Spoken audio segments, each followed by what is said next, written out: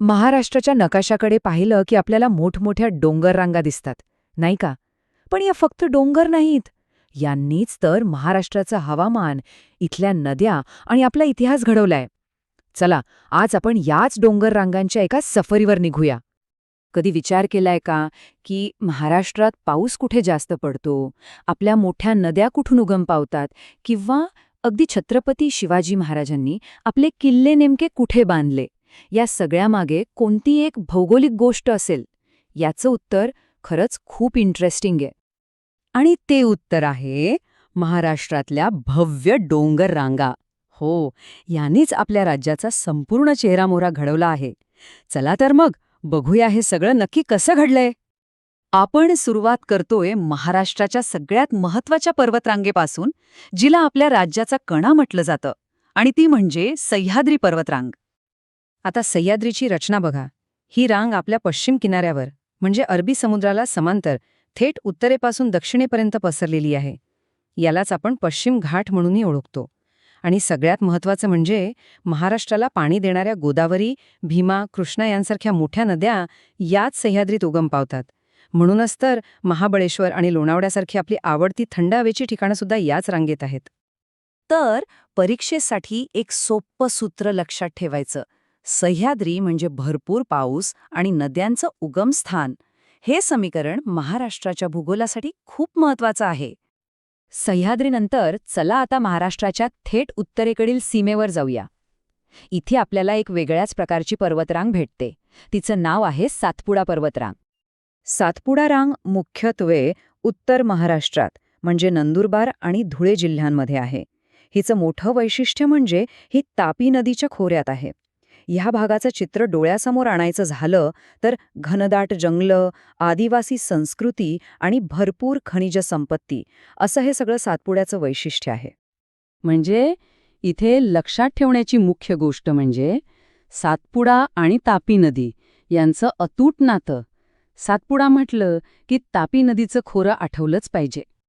बरं, आता आपण राज्याच्या अंतर्गत भागात म्हणजे पठारी प्रदेशात येऊया. इथे महाराष्ट्राच्या मोठ्या पठारांना विभागणाऱ्या काही खास डोंगर रांगा आहेत. यातली पहिली आहे अजिंठा डोंगर रांग. ही काही पूर्णपणे वेगळी रांग नाहीये. ही खरं तर सह्याद्रीचीच एक शाखा किंवा उपरांग आहे, जी औरंगाबाद परिसरात पसरली आहे. जगप्रसिद्ध अजिंठा लेणी ह्याच डोंगर रांगेत आहेत, पण तिचं भौगोलिक महत्त्वही खूप मोठं आहे. आणि हेच आहे तिचं भौगोलिक महत्त्व. ही रांग एका नैसर्गिक भिंतीसारखं काम करते, ज्याला जलविभाजक म्हणतात. म्हणजे काय तर या रांगेमुळे एका बाजूला पडलेलं पाणी गोदावरी नदीच्या खोऱ्यात जातं, तर दुसऱ्या बाजूला पडलेलं पाणी थेट तापी नदीच्या खोऱ्यात जातं. कमाल आहे ना? तर मग अजिंठा रांगेबद्दल दोन गोष्टी पक्क्या लक्षात ठेवायच्या. एक म्हणजे तिची सांस्कृतिक ओळख म्हणजेच लेणी, आणि दुसरी म्हणजे तिची भौगोलिक ओळख म्हणजेच सह्याद्रीची उपरांग.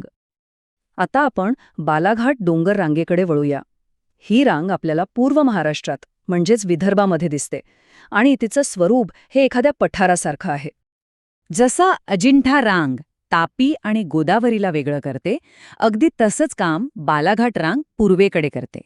ही रांग वैनगंगा आणि गोदावरी या दोन नद्यांची खोरी एकमेकांपासून वेगळी करते. म्हणजे ही सुद्धा एक महत्वाची जलविभाजक आहे. आणि बालाघाटसाठी लक्षात ठेवायची खूण म्हणजे तिचा प्रदेश विदर्भ आणि तिचं स्वरूप पठार. सोपं आहे. चला, आत्तापर्यंत आपण ज्या डोंगररांगा पाहिल्या त्यांची एकदा पटकन उजळणी करूयात, म्हणजे सगळं काही डोक्यात एकदम फिट्ट बसेल. हा तक्ता बघा, सगळं किती सोपं करून सांगतोय. पश्चिमेला सह्याद्री, जो नद्यांना जन्म देतो. उत्तरेला सातपुडा, जो तापी नदीच्या प्रवेशात आहे.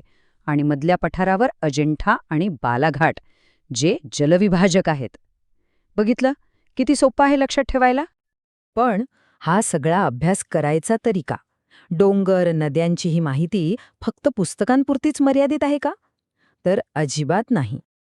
तुम्ही कोणतीही स्पर्धा परीक्षा देत असाल, मग ती MPSC असो, पोलीस भरती, तलाठी भरती किंवा शिक्षक भरती, महाराष्ट्राच्या भूगोलावर प्रश्न हे हमखास विचारले जातात. पण त्याही पलीकडे आपला महाराष्ट्र कसा आहे हे समजून घेण्यासाठी ही माहिती खूप आवश्यक आहे. आणि जाता जाता एक विचार करायला लावणारा प्रश्न. कधी कल्पना करून बघा, जर या डोंगर रांगा आपल्या महाराष्ट्रात तयारच झाल्या नसत्या तर काय झालं असतं? आपल्या नद्या, आपलं हवामान, आपली शेती, इतकंच काय आपला इतिहास, तो कसा असता? आज आपण ज्या महाराष्ट्राला ओळखतो तो तसाच असता का? ह्यावर नक्की विचार करा.